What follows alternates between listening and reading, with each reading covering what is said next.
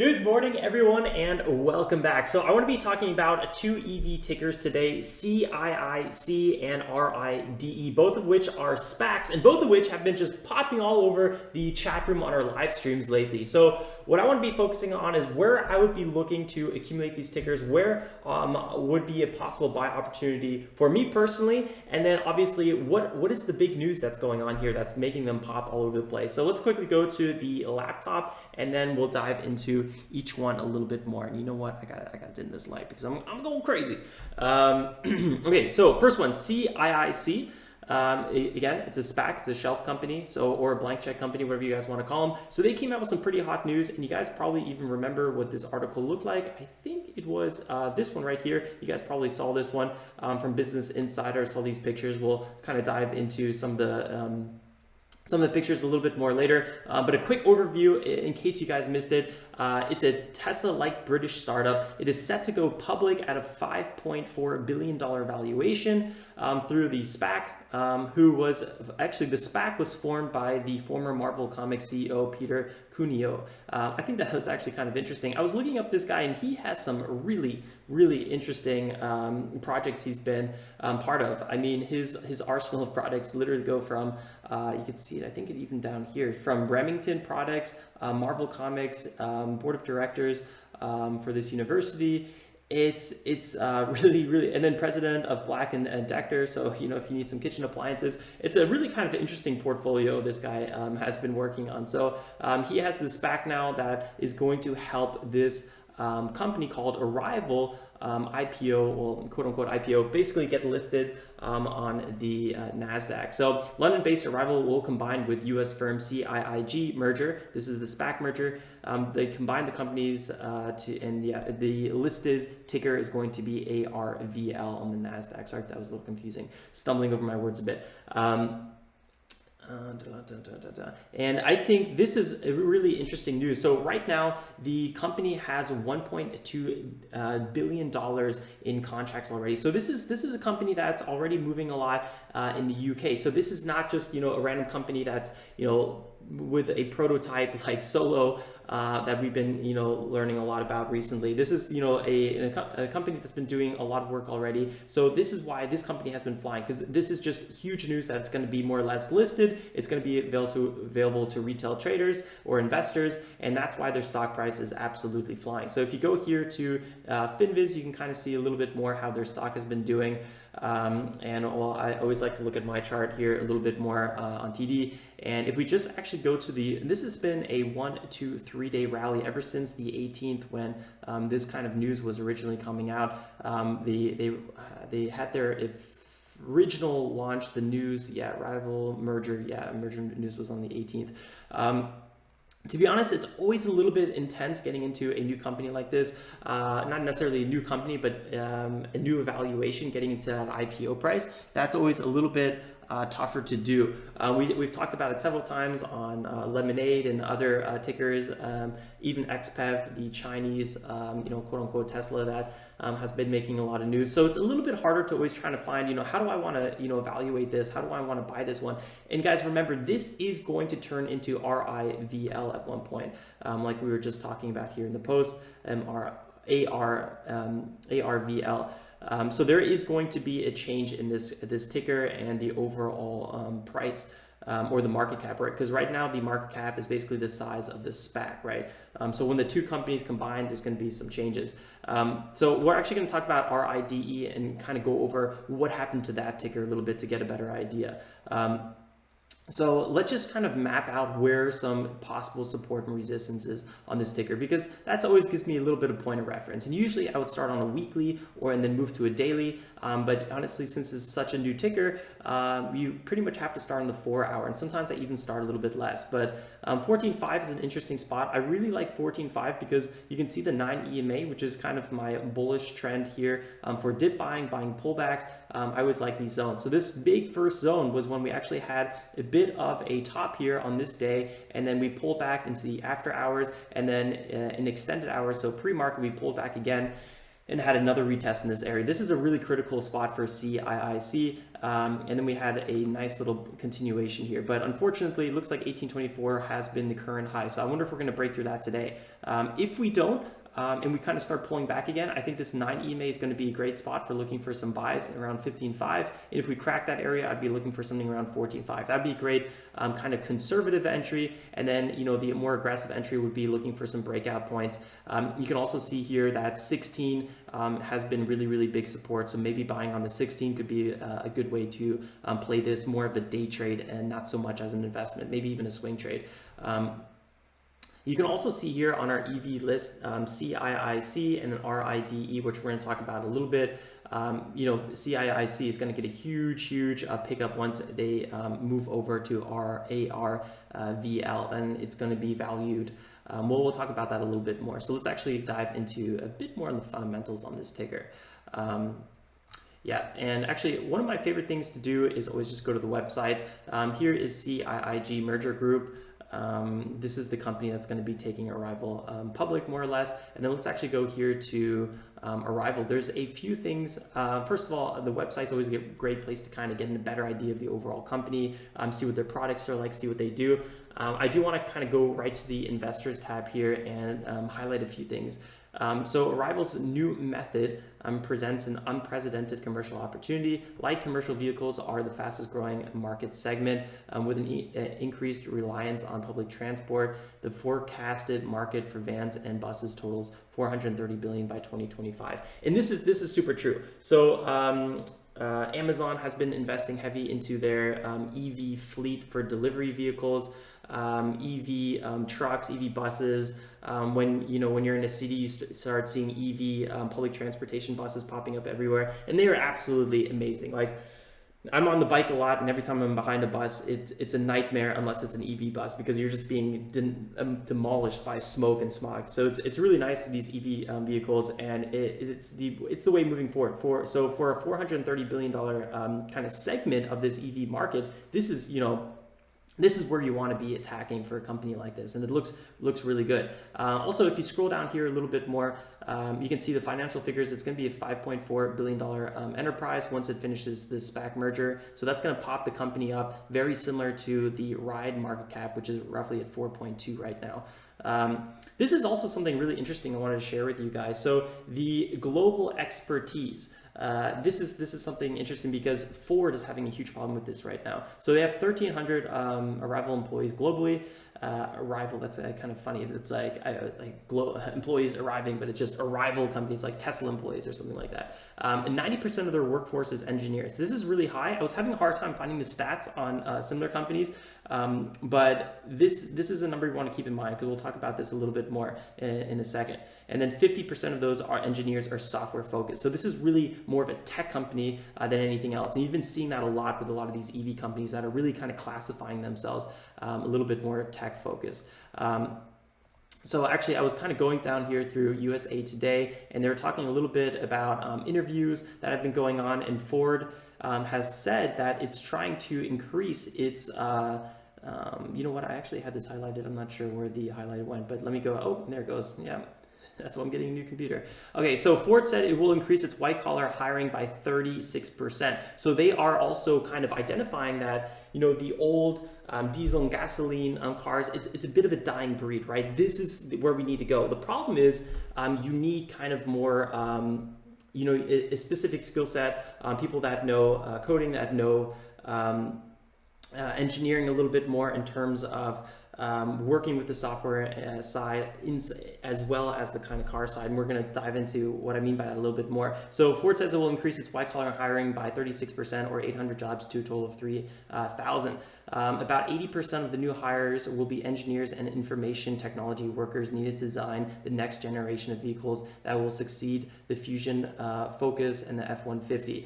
And other models on the road. Now, guys, Ford F-150 is one of the most popular cars. And actually, I was going to say this a little bit later, but I was just going through, what are the most popular cars in America? And the Ford F-Series is actually the most popular. And if we just go over here, most popular cars in America, You can see best-selling cars is Ford Series right off the gate. I grew up in Florida, so actually I saw a lot of them, but it looks like we're a little bit more of a Toyota Corolla. Kind of interesting. Who would have thought?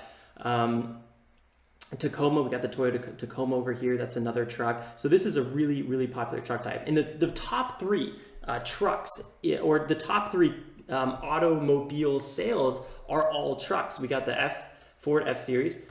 We got the Chevy Silverado, and then we got the Ram. So it just shows you that this is a really, really kind of popular car. So Arrival is really focusing a little bit more, I gotta say, on, what's going on over here? Let me actually just pull up this back to the homepage. So they're focusing really on that bus and those light EVs that we were just talking about, the kind of vans and delivery cars and all that stuff, which kind of show in this picture right here. So they have that kind of your UPS kind of delivery truck, and then they got these more bigger kind of city transportation cars. So that's kind of their niche. And where the next ticker I want to actually talk about is a little bit on RIDE, Lordstown Motors. Now, Lordstown, they actually focus a bit more on that segment, that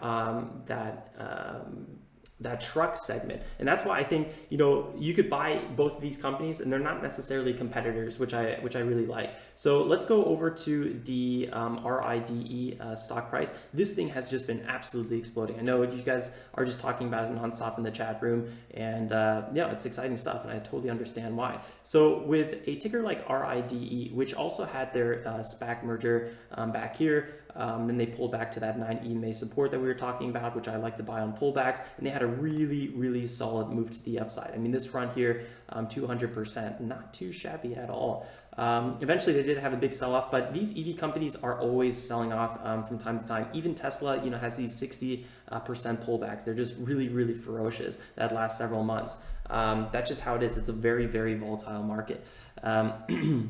There's also a lot of competition in this space. But let's just kind of map out some key areas we definitely want to pay attention to. And then we're going to go through this, the company portfolio just a little bit more as well. So you can see here we had a kind of a pullback, consolidation, a breakout. Here we had another top consolidation, pullback to the 9 EMA, and then we had a breakout here. And this run was really, really strong. I would say the first big resistance was maybe around 22. The break of 20 was kind of a key area. You can see we broke and actually pulled back to that area, and this was a bit of a bounce zone. But I think this 22.5 zone is a little bit more significant because I really like to see where those retests come in. You can see another big retest here at 25, and then I would argue here at 30 and 31 all-time high. You always want to kind of mark the all-time high area.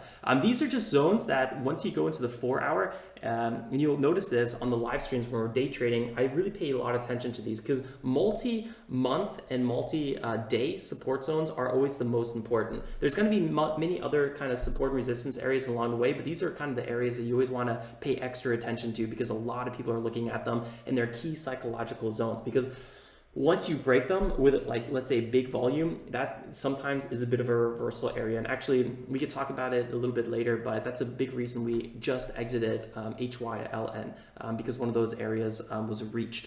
So, okay, before we talk about where I would look into buying this one, let's actually go through a little bit more of the news here. So October 30th, this is when they, let's see, using a former GM Motors plan for its manufacturing operations, its long-term infrastructure needs have already been met. So, keep this in mind because they are all ready to grow. But this is the problem. If the company fails to turn the initial interest in Endurance, this is one of their trucks we'll look at in a second, into consistently strong sales, Lordstown Motors, RIDE, could wind up with excessive capacity, right? These guys are really in the position to grow, but right now they really have to gain that interest. And this is why I wanted to talk so much about the most popular cars in America, because they are in position to have, to be selling in a very, very hot market. The problem is, they're going to be competing with big companies like Ford. And as we were reading before, Ford is hot on their case with trying to ramp up their department for these this kind of skilled labor force right here that we were reading about. And again, wow, this just keeps on disappearing. Yeah, okay, so let's keep on going here. And one thing I did want to read here that I totally forgot is So they're seeking a new breed of engineers, and this is what I was kind of mentioning before, that they're really looking for a really kind of specific skill set of people. New campaigns of hiring. We're aggressively recruiting, and then right here, who oversees 20,000 Ford engineers, designers, suppliers around the world, told the Detroit Free Press. The specialties that we are having trouble filling are software, electrical, and electronic. So it's kind of this combination of software, electric, and electronic that they're looking for. There's a lot of demand for that. So it's, you have everything from, Tesla to, I'm sure, Solo, and everything in between. They're all looking for people that basically have this same skill set. And so these are really kind of high demand people. So guys, if you have this skill set, this is the time to kind of really leverage that and maybe even get into, fill out some applications. This is what their truck looks like, Lordstown Motors. And then they have another car that looks a little bit more like the, it'll come to me in a second. Let's see if there's actually a picture of it.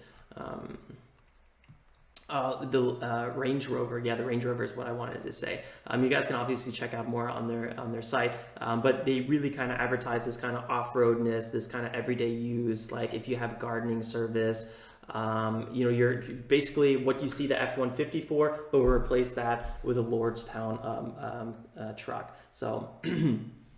Yeah, let's actually go back to the chart here. So this one has had a really big rally. Now, why is this rally happening? So we're learning about this kind of big facility opening up, and okay, that's great. They got a big facility here, but is this going to be a product that's able to compete? And there's a little bit of uncertainty if they're going to be able to kind of max out production. And so if we come back here a little bit and then go to the post, this is the news that came out recently. Lordstown Motors shares have moved sharply higher after the company said it remains on track to produce the pickup truck and provide the pre-order updates. So they're kind of talking about the orders they have, kind of updating that everything's on track. So that gave a little bit more confidence, but I wouldn't really say the news was profound enough to where I was like, okay, well, that actually totally makes sense for like a 40%, rally, because this is more of just an update news. So I was a little bit kind of skeptical here. And then the article also was kind of talking about the entire EV market has just been kind of rallying lately. And I'm like, okay, well, that makes a little bit more sense. So since it was more just general, EV kind of news, I would be a little bit more conservative with this one, because it's not like, they got a new partnership deal that, they're going to be delivering, I don't know, 100,000 trucks or something like that by, I don't know, 2023. It was a little bit more vague. So without, very strong news like that, I would probably be waiting for a bigger pullback. I would be waiting for that probably critical $22 zone that we were talking about. And I would be really watching this kind of moving average to see if this area could hold. So for me, I wouldn't be chasing in these areas. I would be waiting for a little bit healthier pullback. And for RID, that's really around this kind of $22 zone. So I do want to kind of highlight this area. And for CIIC, right now that $16 zone is really important. But personally, I have a hard time chasing a company like CIIC. I would wait for a little bit more price action to come in, either before I buy this one, or what I would do is, buy this one and day trade it. But I would probably not be holding overnight. You could have some great returns, but it's a little bit harder to manage your risk. And, if I was going in with like $10,000, I feel like, you could easily wake up one day and it's down 20-30%, and I just wouldn't want to have that kind of risk. But if you're, investing in whatnot and you're holding for 1, 2, 3, 4, 5 years, then I would probably be a little bit more, okay with that kind of risk, but then I wouldn't have a full allocation right away. I'd probably, buy like 3,000, and then if it dips lower, I'd buy another 3,000, and then, you could chop it up any way you want. Just really quickly, because I mentioned it, and then we're going to wrap up. HYLN, this is a ticker that we actually closed out. I was kind of red on this ticker. We were buying on the way down because we were reaching some key support zones, and this is one of those classic trades that did not work out. Kept on selling off, really was losing a lot of steam, and then we had a nice little bounce higher here, and this is when I was like, okay, well, we're reaching big resistance now. I'm going to close out this trade. I walked away with a small profit, but this is one of those classic examples where you got to watch out when you're dip buying, because this is a stock that's just was selling off a little bit, didn't really find that key support yet, and it took a little bit more till we actually had a reversal. And once we were coming back to that key resistance zone, that's actually when I decided to sell this one. So there's huge resistance here at 25. And that's when I was like, I don't want to really be part of this one any longer. It just seems a little bit risky in my end. This could come out with an offering or something like that and easily pull back again. I just didn't want to keep holding on to it. All right, guys, that's everything for this video. I will see you guys on the live stream then. We'll be going live at 9:30 a.m. Eastern Standard Time. So guys, see you there. Drop a like on the way out if you enjoy the content. See you next time. Stay safe and make some awesome trades. Ciao, ciao, guys.